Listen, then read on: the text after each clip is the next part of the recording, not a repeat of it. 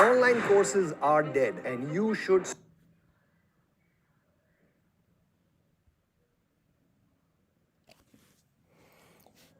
Hello everyone, I'm Sanjay Gupta. I welcome you on Sanjay Gupta Tech School.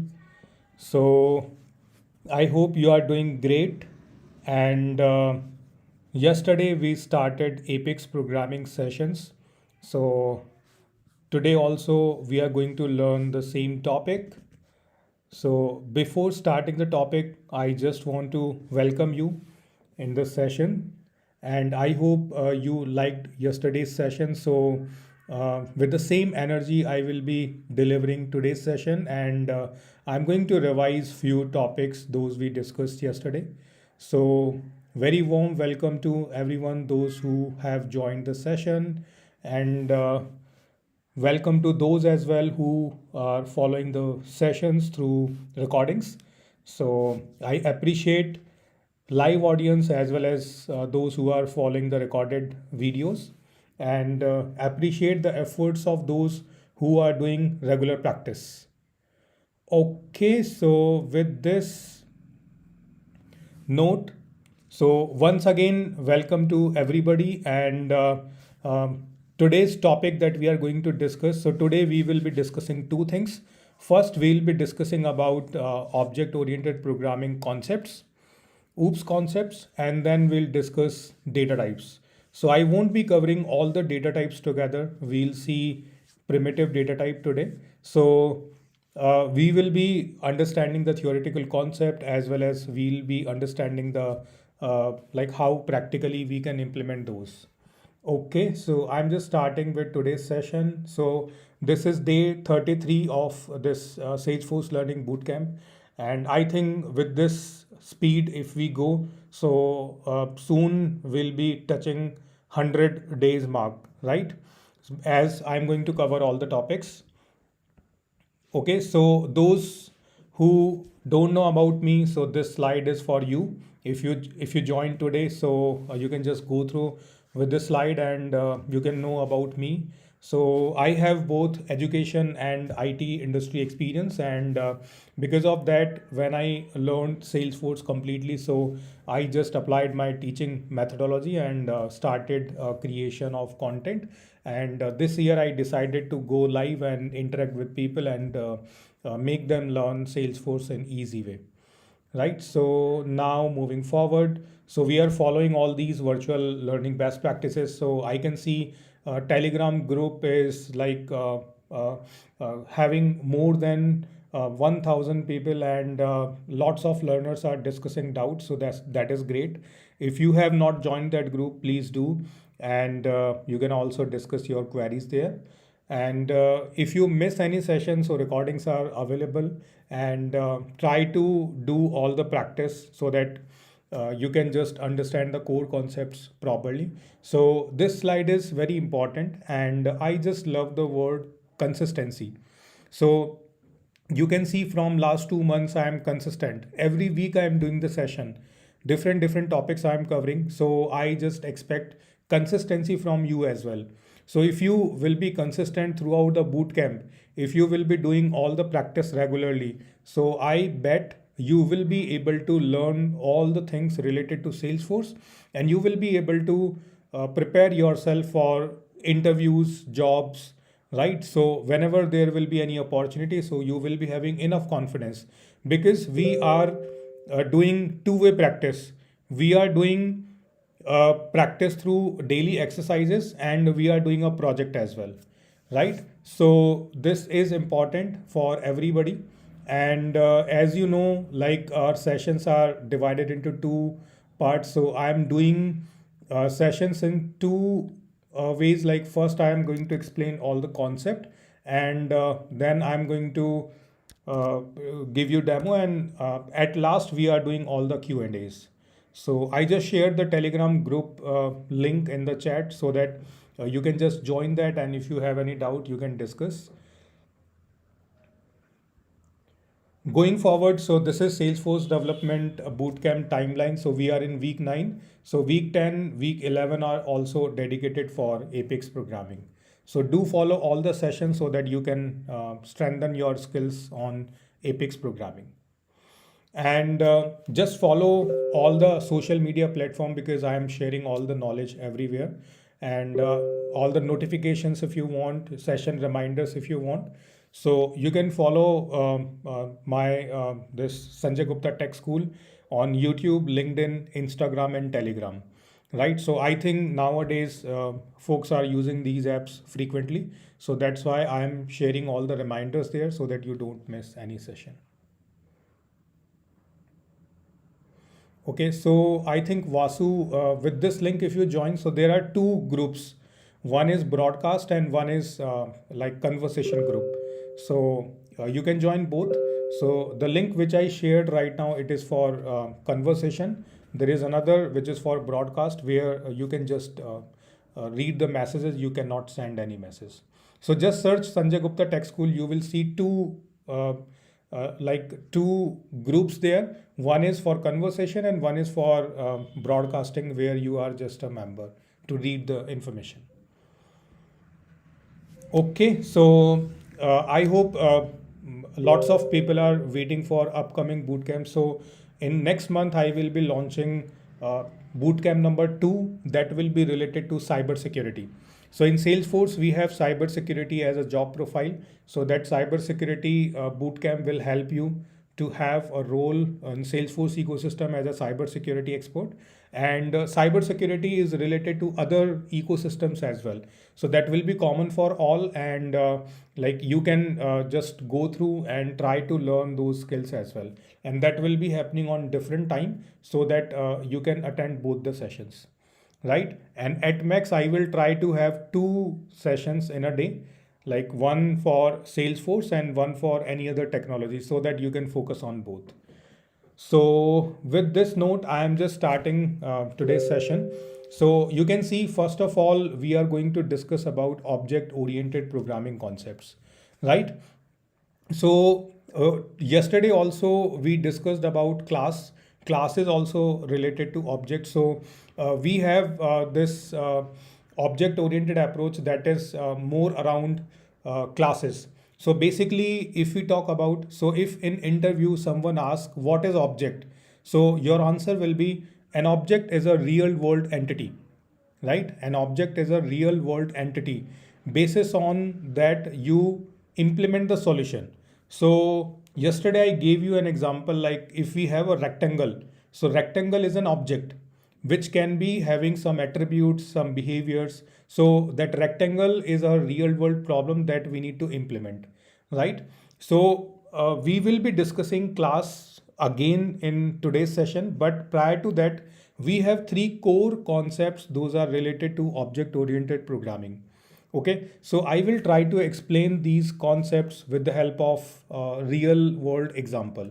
So here you can see, first point is encapsulation, right? So we need to understand the word encapsulation, and basically this encapsulation word is framed with the help of capsule.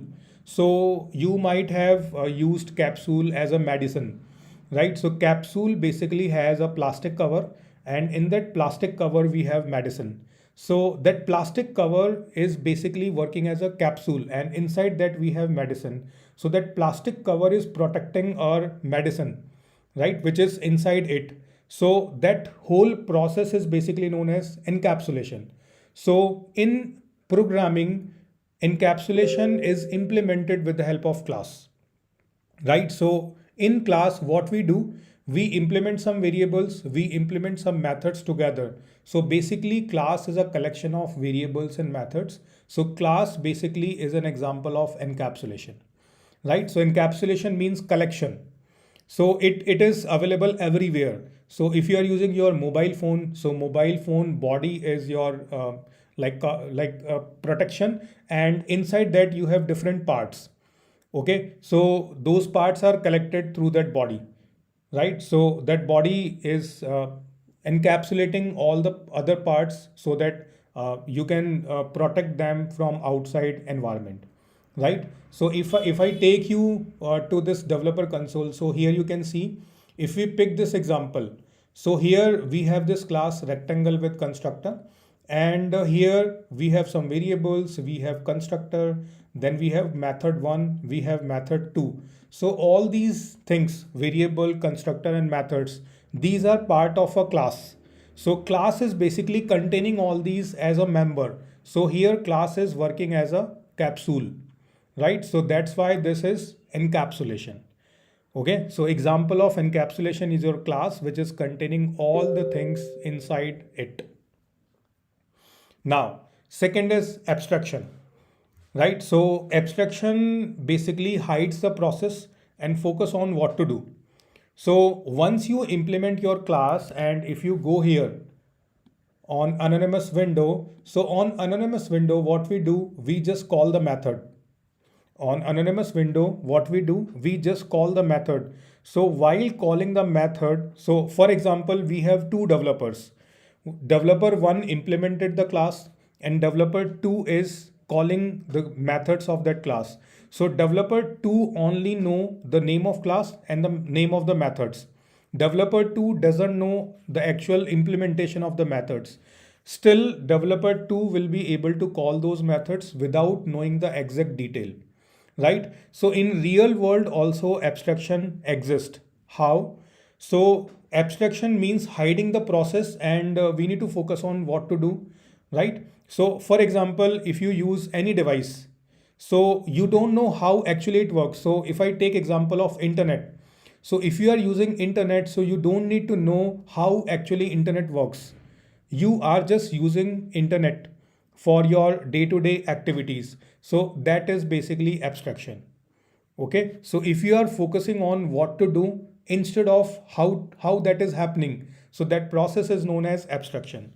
So now you will say in class how it is implemented. So once your class is implemented, and after implementation someone else or maybe you are calling the methods, so at the time of method call, if you don't know the exact process that is implemented in that method, still you will be able to execute that process.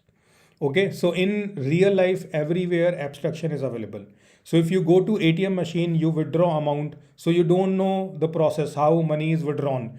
Your focus will be how, how I can get the amount, right? You don't want to learn how that is actually working, because that is not your concern. So that is actually abstraction. Okay, so once class is implemented and you are calling the method of that particular class, so that process is basically known as abstraction. And third key concept is inheritance. So you can see encapsulation and abstraction, both we used yesterday, and in every example we will be using both encapsulation and abstraction. Inheritance means if you have two classes and you want to reuse the feature of one class into another, in that case we basically implement inheritance. So as of now we won't be focusing on inheritance, and in Apex we rarely use inheritance, but this is a prime feature of object oriented programming, so you should know what is inheritance. So you can simply learn, if you want to reuse features of a class into another class, so that is basically known as inheritance. And for inheritance, real life example is like father or son. So father's all property automatically inherited by their son or daughter, right? So that is basically inheritance. So the property which is used by the parents, that will be reused by their children, right? So that is basically known as inheritance. Okay, so these are key features of object-oriented programming, and in interview, generally this question is asked to the freshers, like what are features of object-oriented programming? So you can just explain these. Now, these are the points that we discussed yesterday. So we can simply revise these points. So today also I saw someone asked what type of programming language is Apex? So Apex is basically object-oriented programming language. Whenever you heard object-oriented programming language, it means your code will be implemented with the help of class. Without class, you won't be able to implement any method or any logic, right? So an object is a real world entity or problem. So I gave you lots of example, right? And Yes, Shiva is saying polymorphism is also there. So we will be, yeah, that is also a prime feature. But right now we are not using that feature. So whenever we will be using, we'll discuss that as well. So polymorphism says with same name we can define multiple methods and they can have different parameters. So that is basically known as polymorphism, right? So that we are not implementing as of now. So later on I will be covering that as well. Then here you can see third point says to represent object logically we implement a class. So whenever you are working with object oriented programming, so you just need to identify the object, the problem, and basis on that problem you will be implementing your class. And here, like if I go forward, so class forms base for object-oriented programming, right? So now I think you are able to see last point as well. So basically, class is a base for object-oriented programming, and class is a collection of variables and methods, right? So what you will be defining in your class, those are variables and methods, and any number of variables, any number of methods you can define in your class as per the requirement. And variables are attributes, properties of an object, whereas methods are known as behaviors. And once class is created, then we can use it as a data type to create an instance, so that we also implemented yesterday.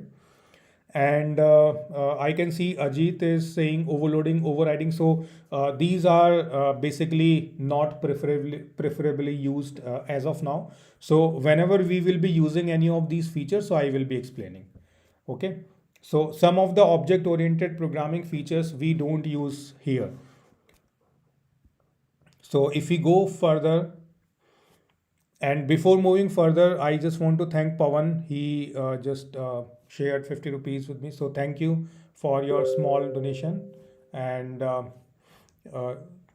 so if you see this slide, so we just gone through with this yesterday as well. So on left you can see it is designed as real world problem, and on right hand side it is designed as how it will be implemented with the help of class, right? So I hope now you can just imagine inside class, mainly we will be focusing on the method implementation. Yes, Prashant, interface also I will be discussing later on. So right now I just describe only those features which we will be focusing. Okay.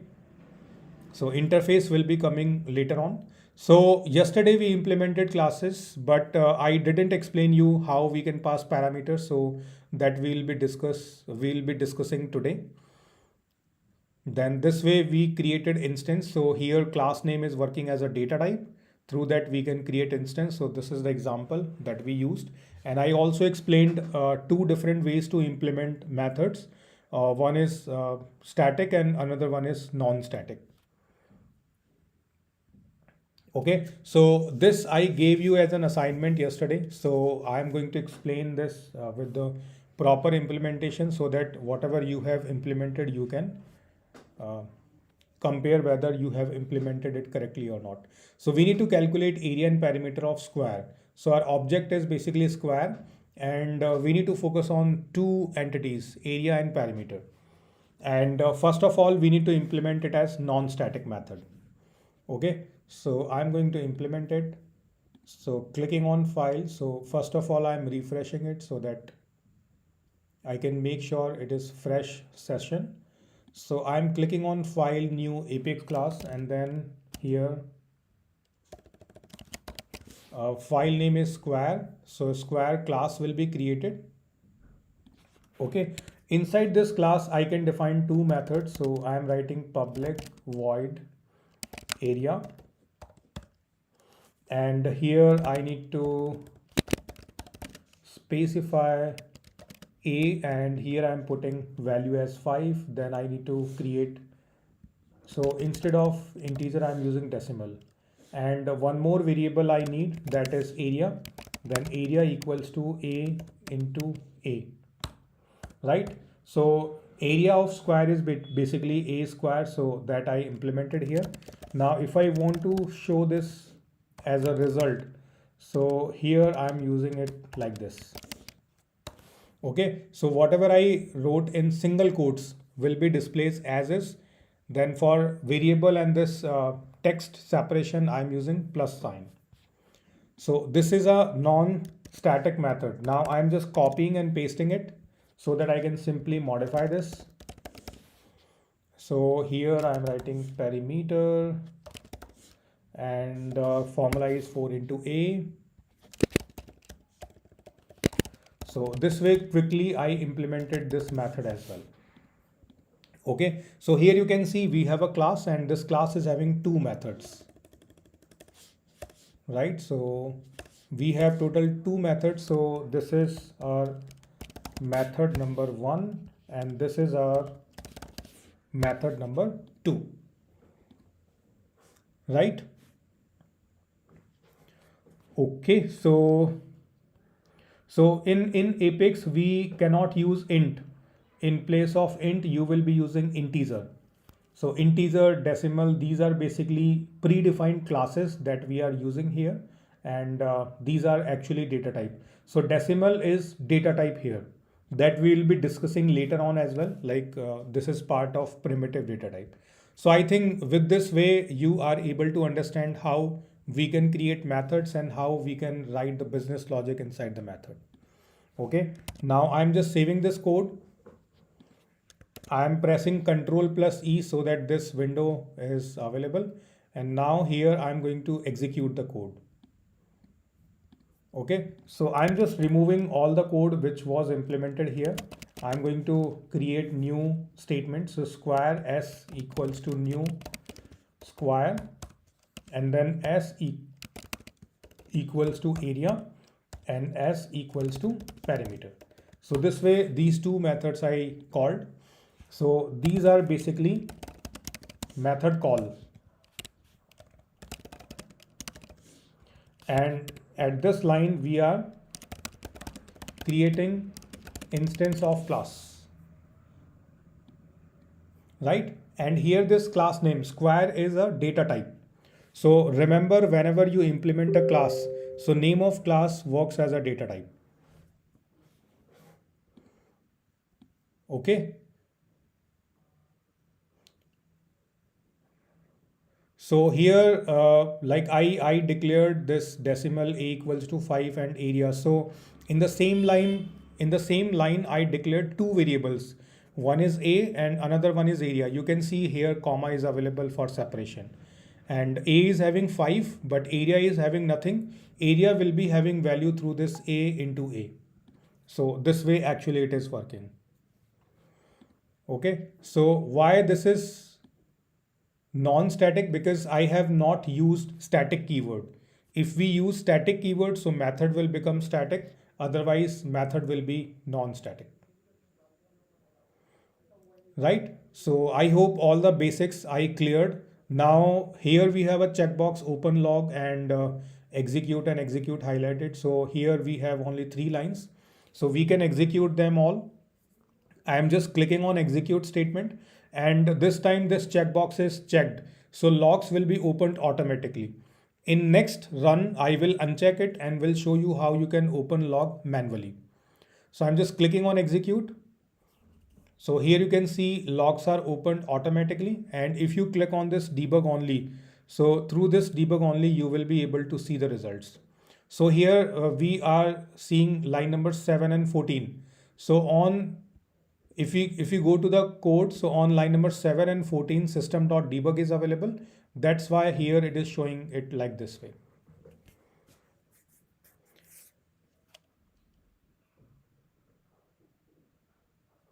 No, very good. A variable doesn't have two value. A variable is having 5. A is having 5 and area is another variable. So here we have created two variables. If you want to create it like this, that is also possible. It is also possible, right? So you can create variables in different lines. If you want to create similar type of variables, so you can create them in same line using comma this way. So both are correct. Okay, so this way I hope you understood how we can implement methods, non-static methods. Now I'm going to show you how we can add constructor in non-static method. So if you want to use constructor, so basically constructor we use to initialize variable of the class.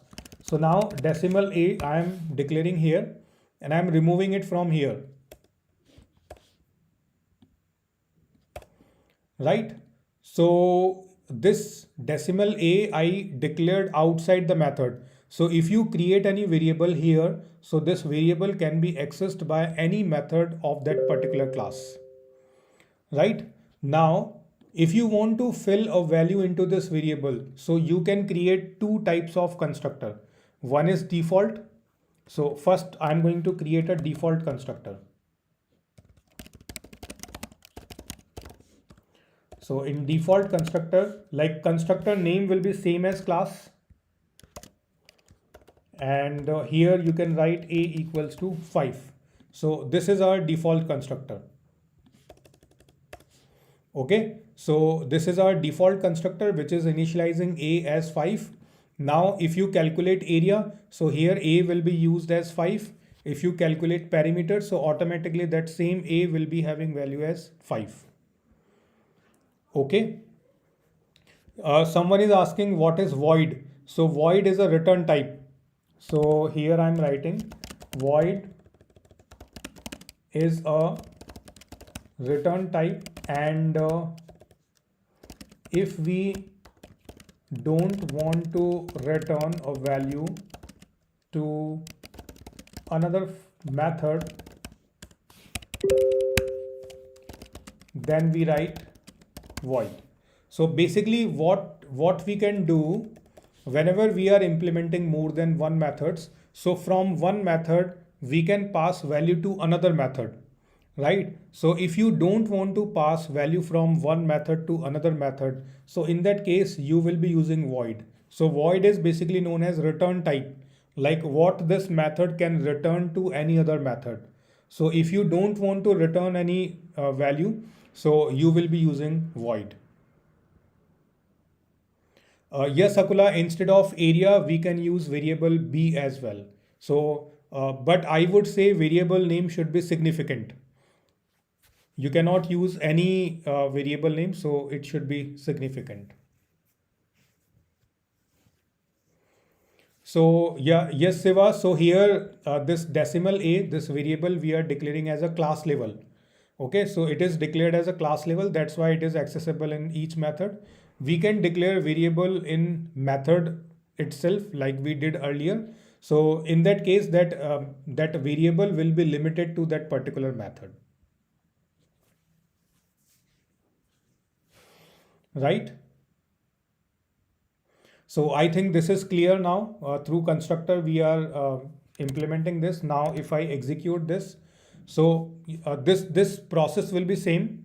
No change will be required, and you don't need to write any additional statement for calling the constructor.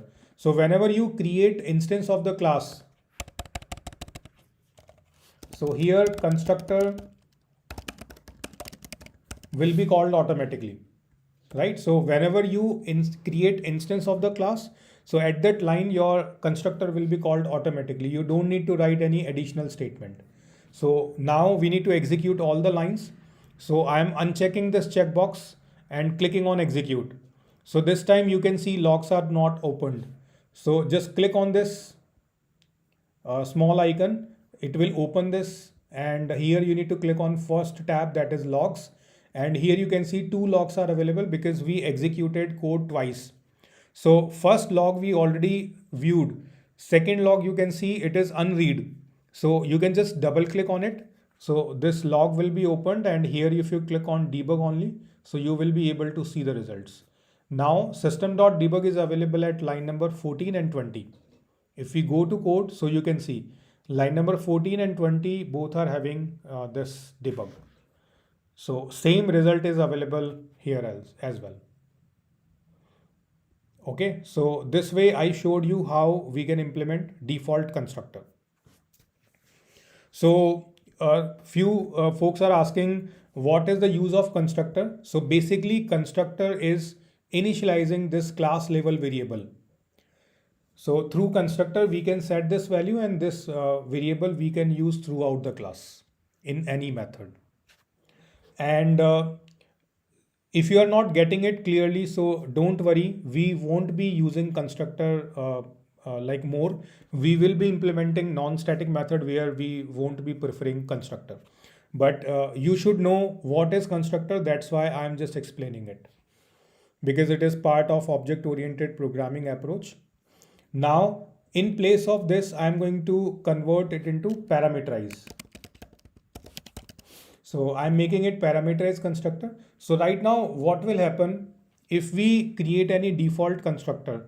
So whatever time you execute your code, A will be initialized with 5 always. This is the drawback of default constructor.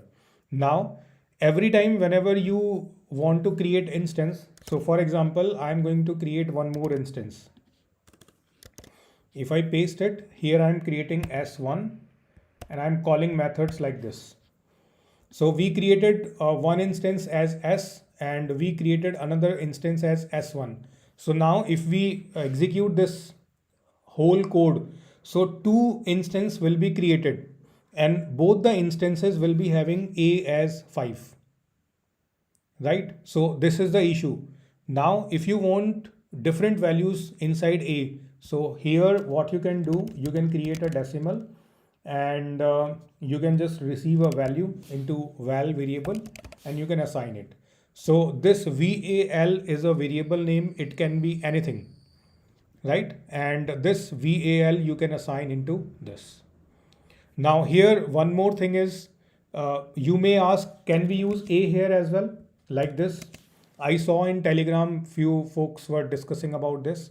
So if you have this class variable as A and this parameter as A, so with class variable you can write a keyword that is this. Okay, so what does it mean? So this dot A is representing this class level variable, and here whatever parameter we are using, that we are using directly. So whatever value you will be passing into this A variable, it will go to the class variable. So to distinguish class level variable with the constructor parameter, with class level variable, we actually use this dot. Okay, so this is the purpose of using this. Now I'm just saving this code and I'm going to execute. So from here I'm passing 6, from here I'm passing 8, right? So 2 different values I'm passing for calculation. Now I just want to execute both. So I'm checking this checkbox and clicking on execute. So whole code will be executed. So code will execute twice. 2 results are here. 14 and 20 lines are displaying through 2 results. For 6 it is showing 36 and 24. For 8 it is showing 64 and 32. Right? So this way you can create parameterized constructors so that from calling or instance creation you can pass different values. Right? So this way I hope you understood how we can create parameterized constructor. I explained the use of this as well. Now if we go further, so we need to implement static method. So in case of static method, what will be the difference?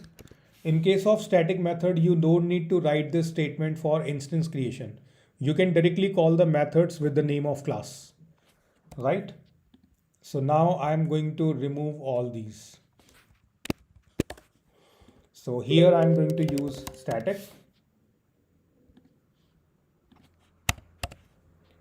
Okay, I just use static here. I'm using static here. And here I am just writing A equals to 5. Here also A equals to 5. So this way now these 2 methods are static. Okay.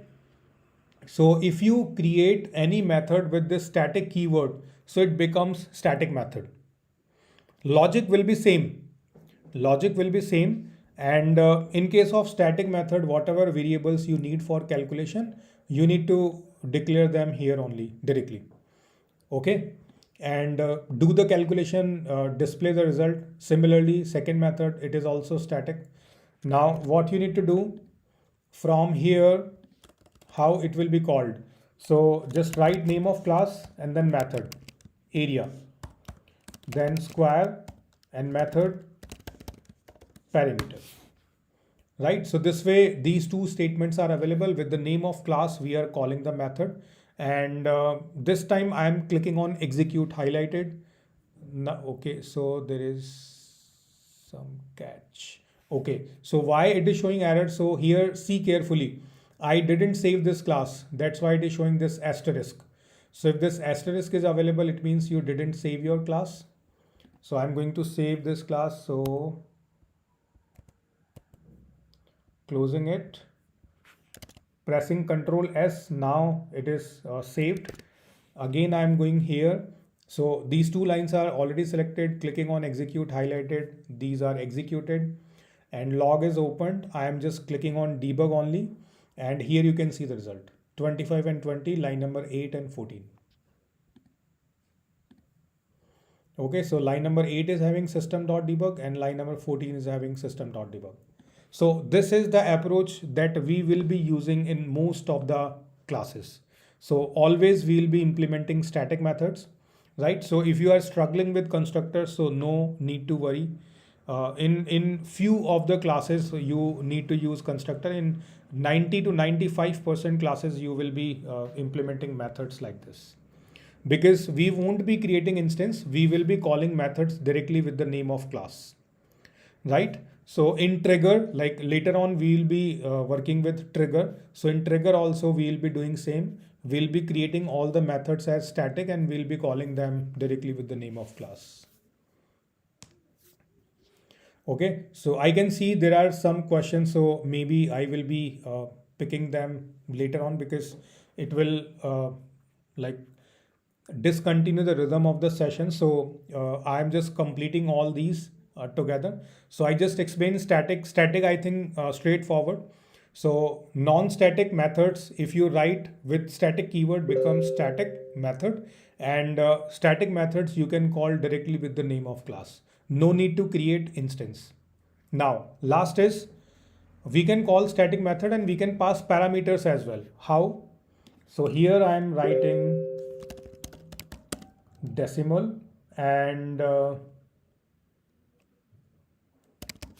then I'm receiving value into val, or you can write a as well. So from here I'm removing it. So decimal area a into a, and similarly from here I'm just writing it here. So this way you can just pass the parameters, right? This way you can just pass the parameters. So what is happening? This is a parameter which we are receiving into a. So if you are writing a here, so you need to define its data type as well. So right now a is of type decimal. Whatever value will be available into a, that you can use inside this whole method. Here we are multiplying this a into a, result will be into area. So if a is declared here, so you don't need to declare it here as well. Okay, because it is already declared here. Now you might be thinking from where a will be receiving the value. So a will be receiving value from here. So you can pass different values as well. So for area you are passing 6, for perimeter you are passing 8. So 6 and 8, 6 will go here and calculate area accordingly. Then 8 will go here and calculate perimeter accordingly. So this is also used in real life. So whenever you will be implementing any method, so that method can receive parameters as well. So in trigger, we will be using this approach. So whenever we will be calling the method, so from that method call, we can pass the values. Like we are doing here. So these are method calls, right? And from this method call, we are passing the parameters. So like we are calling static methods, and in those static methods, we are passing parameters as well. Now if I execute highlighted, so log will open, and here you can see results are available, 36 and 32. Okay, so this way I hope you understood this example very well. I tried to explain each and everything properly. Okay, So moving forward, now here, if you see how many keywords we have used in this code. So we use public, class, void, static. These are keywords. So keywords are the reserved words, and these words you cannot use as a variable name. So if you want to create any variable, you cannot use these as a variable because these are reserved words, right? Now we are going to discuss about the data types. So in Apex, we have these many data types. So we have primitive data types. So in today's session, I will be just covering the primitive data type. So in primitive, we have integer, double, string, long, date, ID, boolean, and more. Then we have S object. So that we'll be discussing in tomorrow's session, like whatever S object we have created. S object means Salesforce object. It can be custom or standard. So you can use those objects for variable creation. Then we have collections, list, set, and map that we'll be discussing. We have enum. We can use Apex classes as data type as well, right? So if we see this example, so here we are using this Apex. So square is a Apex class, and here square we are using as a data type. Okay, so user defined Apex classes and system supplied means predefined Apex classes. Both we can use as a data type so that we can create the variables.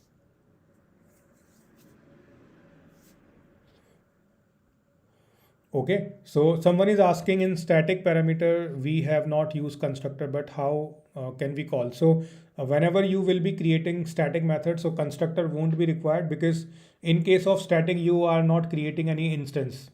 Okay, so generally in static, we don't create instance, and if you create instance, then only your constructor will be called. So in case of in case of static method, we generally don't prefer constructor, right? So these are the primitive data types. Those are available. Boolean can store true and false. Integer can store any integer value, decimal any value where we have decimal point. Then we have string. So this is important to know. In Apex, all the strings you will be enclosing in single quotes. And if you use ID, so ID also you need to enclose in single quotes. Okay, so now I'm going to explain it with the help of an example. Let me create a class where I can show you all the examples together. So I'm creating a class demo Apex, and here I will be creating different methods. So public static void method 1. So here I'm going to create those variables with the help of primitive data type. So I'm using boolean. So let's say is active. Here I'm assigning true.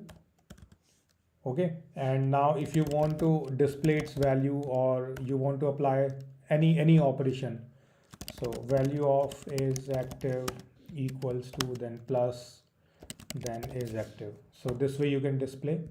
So this is a simple example how you can use it.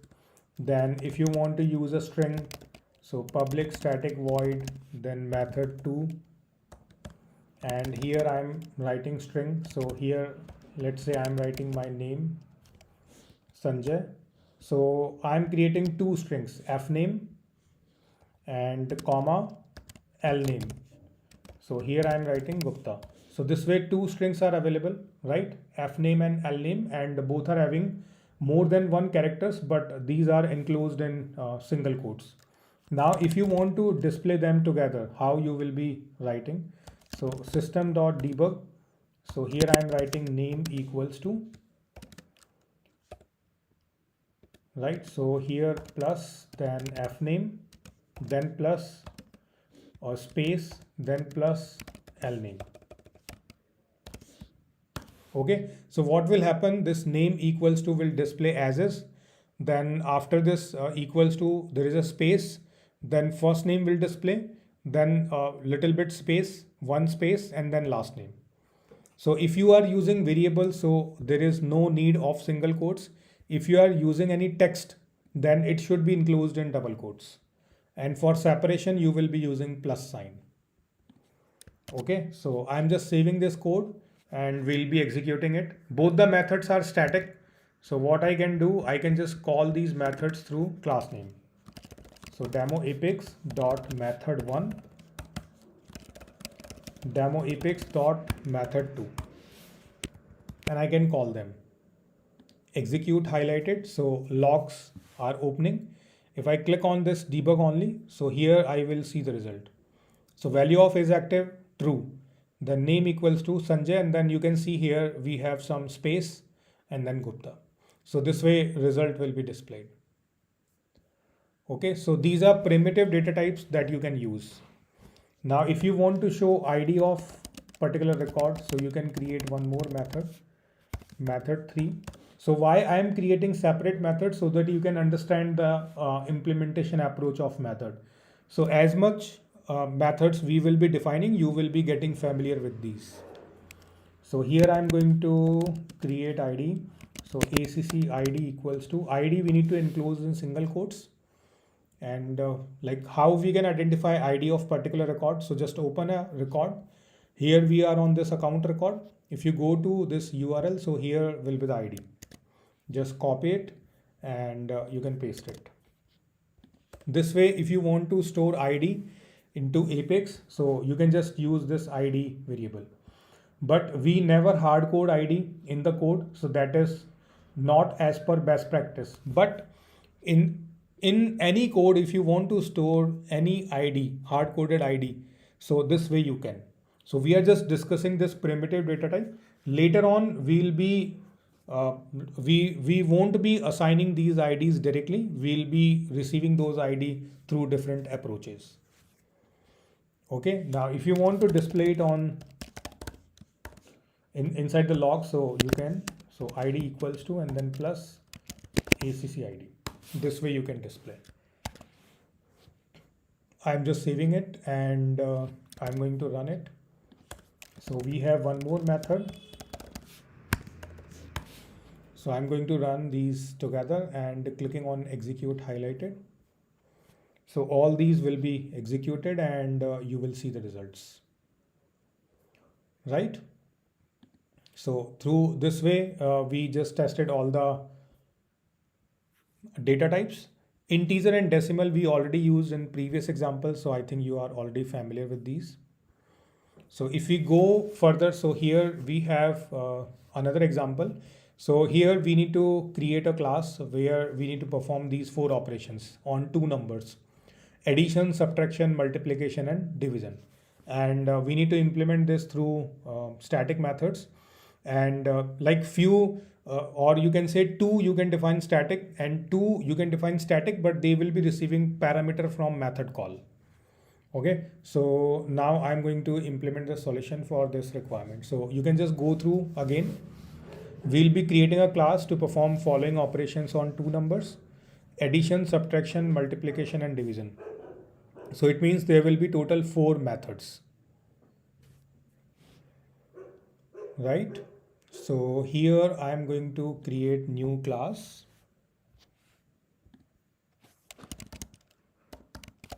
I am naming it as calculator, and here I will be implementing 4 methods.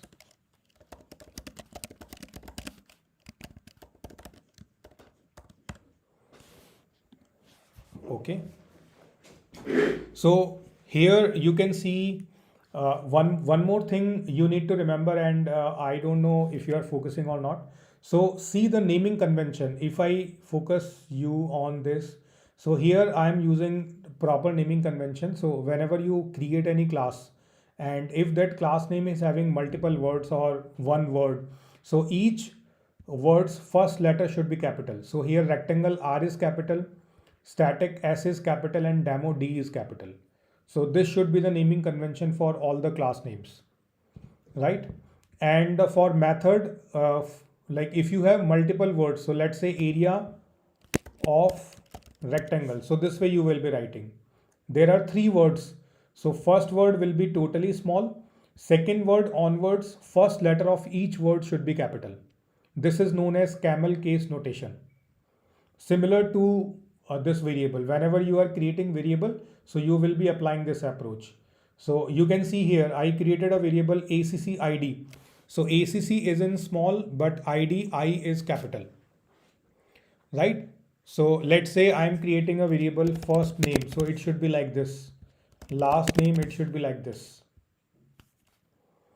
Okay, so variable and methods should be following camel case. First word complete small, second word onward, first letter should be capital of each word. And in case of class, each word's first letter should be capital. So here you can see demo apex is available. So D and A are capital. So this is naming convention, and which is part of best practice. You need to follow this. And whatever simple to simple example, if you are implementing, so you need to apply all the best practices. Okay, you cannot write anything as per your wish. So it should be appropriate. So now here I'm going to implement calculator. So here also I am applying all the naming convention.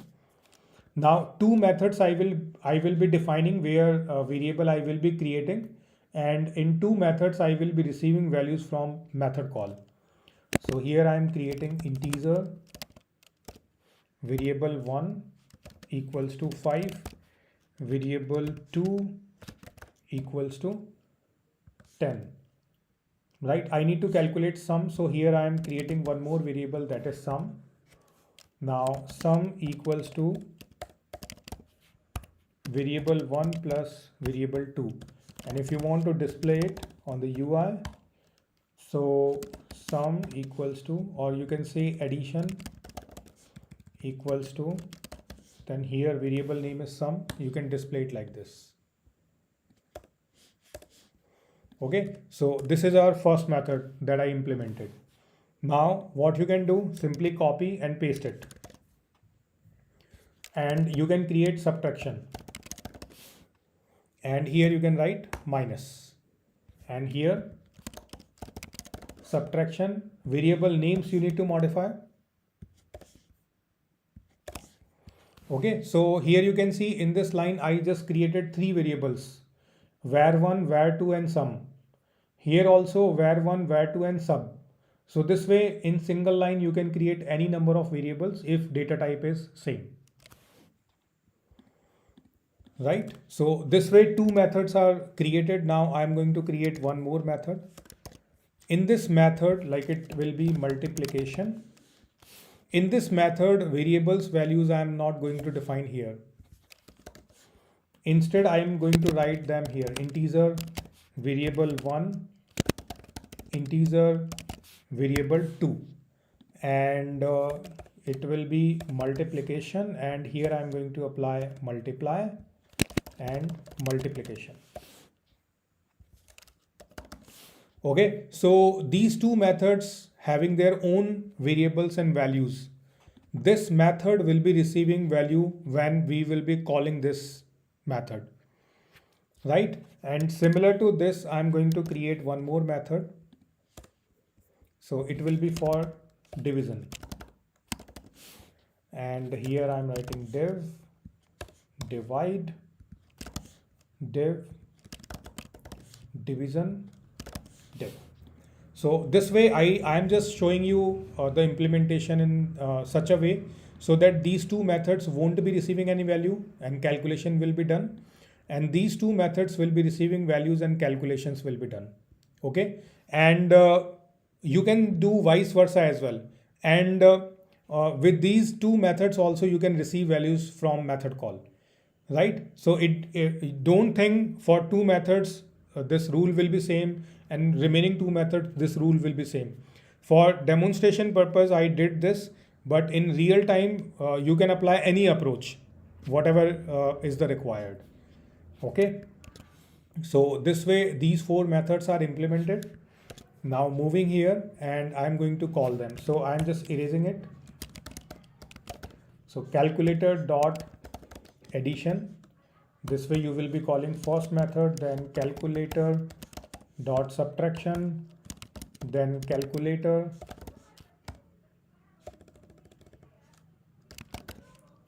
dot multiplication. Here you can see we need to pass two values, variable 1, variable 2. So I'm passing 10 and 5.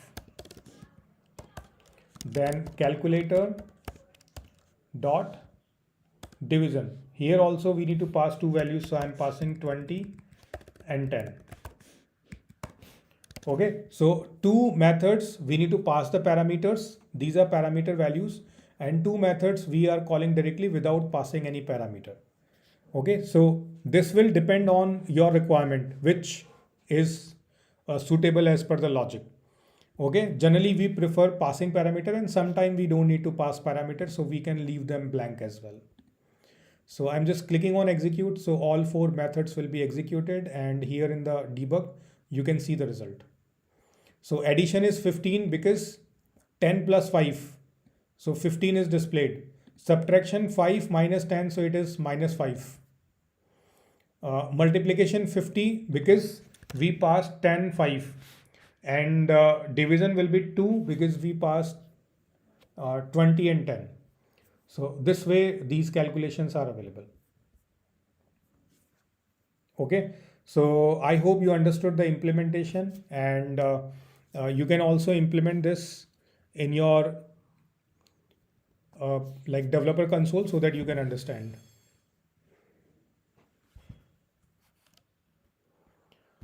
Right, so this is all for today's session. I hope today I went slow, explained everything in more detail so that you can understand the things. And I can see someone is appreciating me. So I greatly appreciate you, and I'm a big fan. Thank you. Your courses on Udemy helped me land a system admin job for a company that uses Salesforce for their business. Thank you. Blessings to you, sir. Thank you. And you can see people are asking, is there a job available in Salesforce ecosystem? So you can see this is the real example in front of you. We just ended the session and someone is sharing he got the job.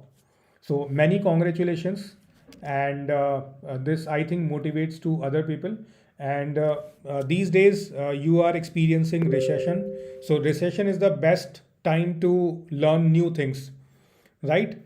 Because recession won't be forever, it will end soon. So in the recession time, if there are less opportunities, so you can more focus on the learning, and whenever learning is available free, so that is the golden time for you. So you have time, you have learning through my sessions. So prepare yourself properly so that whenever there will be lots of opportunities, so you will be prepared well enough, and you will be directly going for the interviews, and you will be having the jobs, right? So I hope you enjoyed the session, and someone is saying maza aa gaya. Anuj, thank you. So I just tried to explain it in very detailed and easy way so that you can understand the things. And if you go with the exercise, so here also these examples are available. So whatever I demoed, I just mentioned here. So just go through the recording and implement everything in your system so that you can understand as well. Now, if you have any question, so ask them again, right? I'm not scrolling back to the chat. If you have any questions, so just ask them fresh so that I can answer you. And thank you everybody. Thank you Asit. Thank you Nitin. Thank you Jyoti. Thank you Ankur, Nurdan, Amit, Soji, Verikuti. Okay, Satya is having, can we mention multiply and division in bracket as like variables?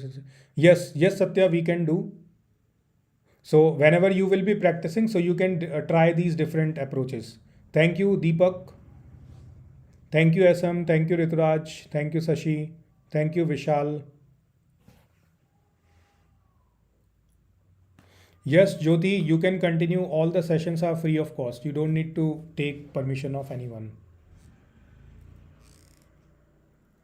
Nagarjun, if we declare a variable in one method that cannot be used in another method, this is a good question. So if you are creating a variable inside a method that you cannot use into another. Thank you, Ajit. Thank you, Praveen. Thank you, Sudhir.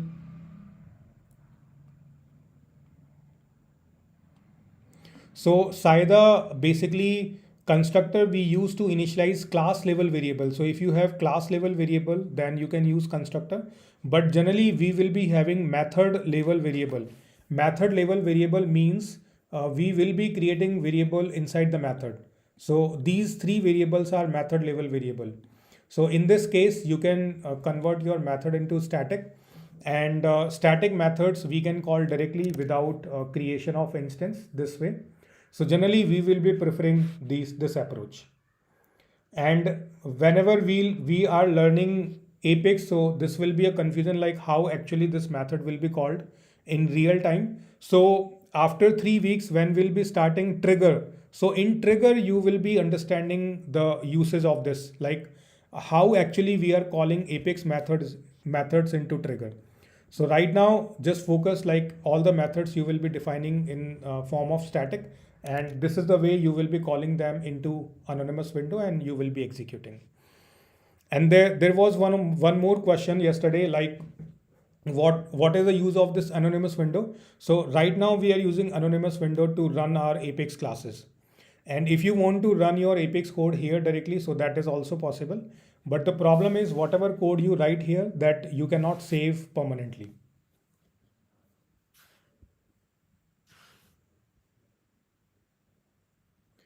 Okay, so thank you Pranay, thank you Amar. Sumit is asking, freshers like me can't get job, Salesforce what to show? No, right now I am not providing any job support. You just need to search job yourself. Vikash, thank you. Mahesh, thank you. Shubham. Okay, Shubham is asking, explain this once again. Okay, so I'm going to explain it again. So I will be taking example of this. So here, for example, you have class level variables, length and breadth. And here also you are using same variable name, right? So what happens, both are having same name. So class variable is same, this constructor parameters are same. So what you will do with class variables you will be using this so that it can be distinguished. So here you will be using this as a keyword. So this is also a keyword. So this way you can differentiate. So this dot length means you are using this class variable. So basically class variable you can use in any method.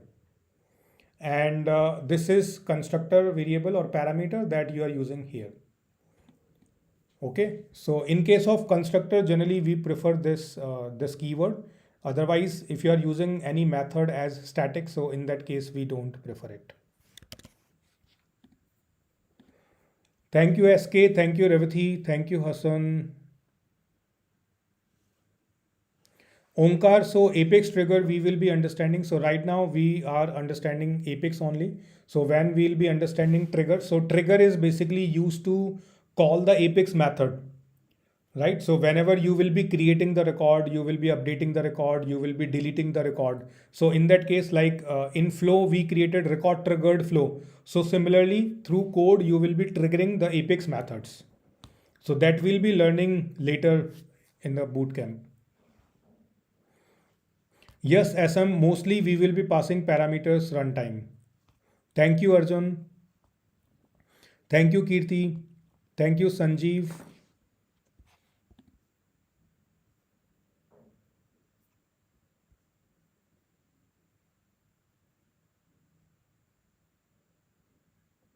So Amar is asking what is it at the rate is test. So that we'll be discussing when we'll be learning about Apex test classes.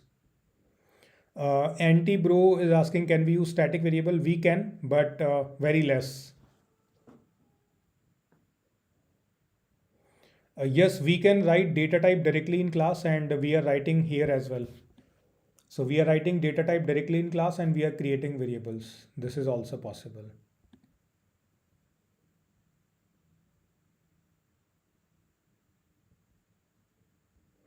So Jana, for declaring variables, so here you can see for variables I am using first letter small. If you see this example, let's say here is active. So is active is a variable. So is small, I is small, and active A is capital. So this is the best practice. Thank you, Saida.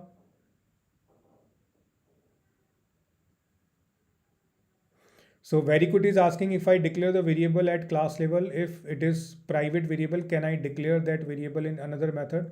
Yes, you can declare. So if you declare variable in that method, so a preference will be given to that variable. Thank you, Sumit. Thank you, Shubham. Thank you, Rose Girl. Kapil, thank you. Yes, Kapil. So I just planned my sessions in such a way so that non-IT background people can also understand. And I can see many people are struggling with constructor. So I would suggest just forget about constructor as of now. Later, when you will be learning more about programming, so you will be able to understand that as well. Because mostly we will be using static methods. So just focus on that. And I explained you it in 4 different ways. So in all these ways, just try to practice all these ways so that you will be able to become expert. So just watch this recording again because this recording is important. Yesterday's and today's both the recordings are important. So if you have a little bit doubt, so just go through once again so that you can understand. So there is one more question. If I declare the variable at class level, if it is private, can I declare?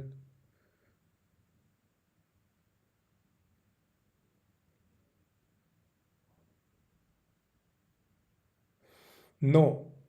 Very quickly for this question, answer will be no. If you are using static method, then those class level variables you cannot use in static method. Thank you, Vanga. Thank you, Sobhagya. Sauji, thank you. Rituraj, what is the limit of constructor in a class? There is no limit. It is just to assign values into the class level variable. Thank you, Shiv. Thank you, Verikuti. Thank you, Akula.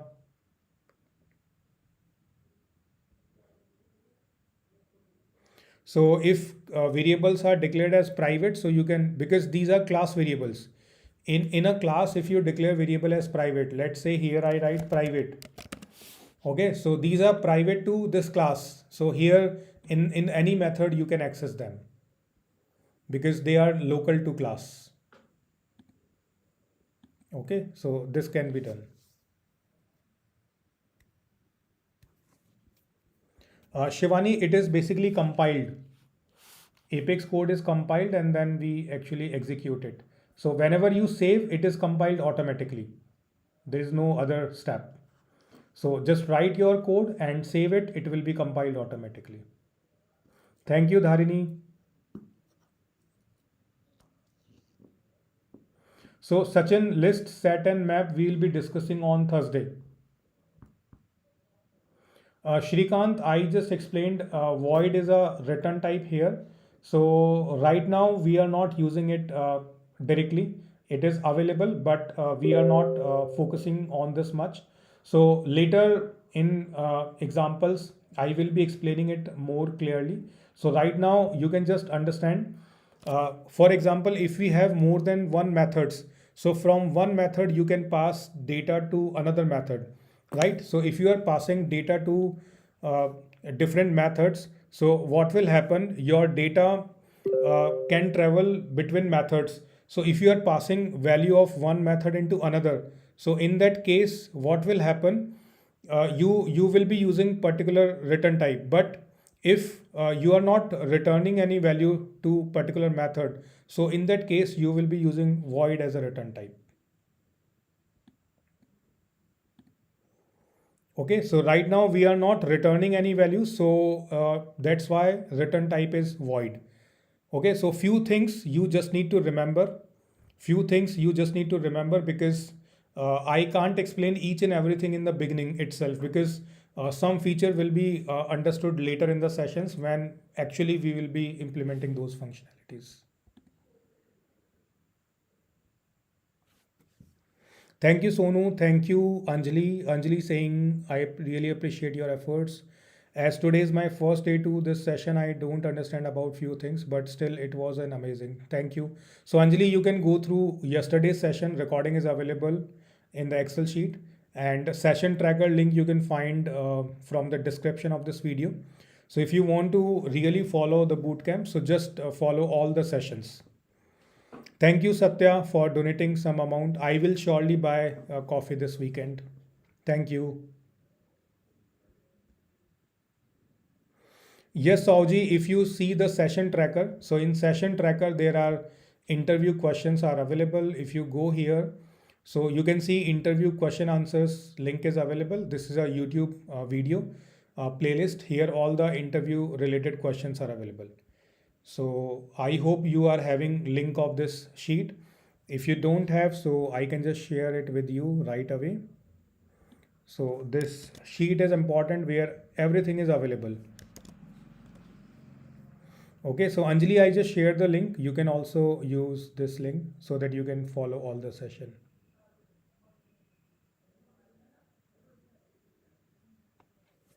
So Ajay, multiple inheritance is not supported because in that case, we need to inherit two classes.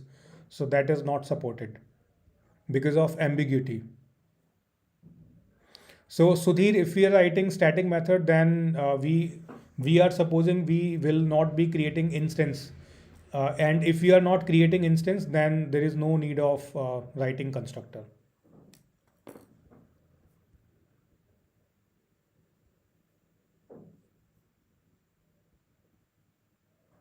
Yes, Nagarjun, we can call one method into another. That we'll be understanding later on.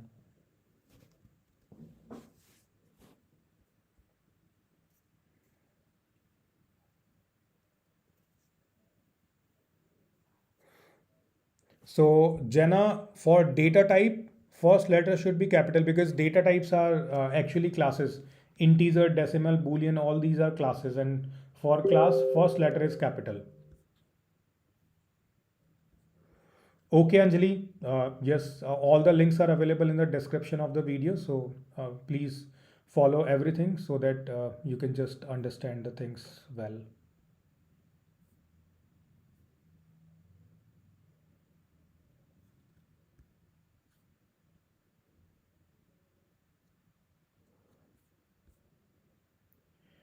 Can we save two class with same name? No, Sonu, we cannot.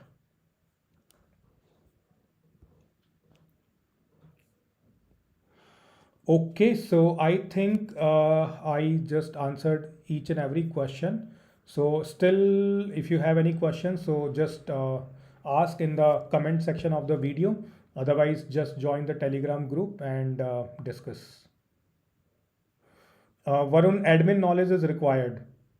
So if you have not gone through admin videos, so I just shared the link of Excel sheet. Just go through. You have enough time. Just go through all the videos. Those are only 30 sessions. So in 30, like 15 days, if you target two sessions in a day, so in 15 days, you will cope up. So along with these classes, you can just go through because admin is the fundamental. If you know those things, then only you will be able to understand development properly. And without admin knowledge, development doesn't make any sense. Okay. So thank you so much, everybody. We'll connect tomorrow and discuss more features. Thank you, everyone. Have a safe day.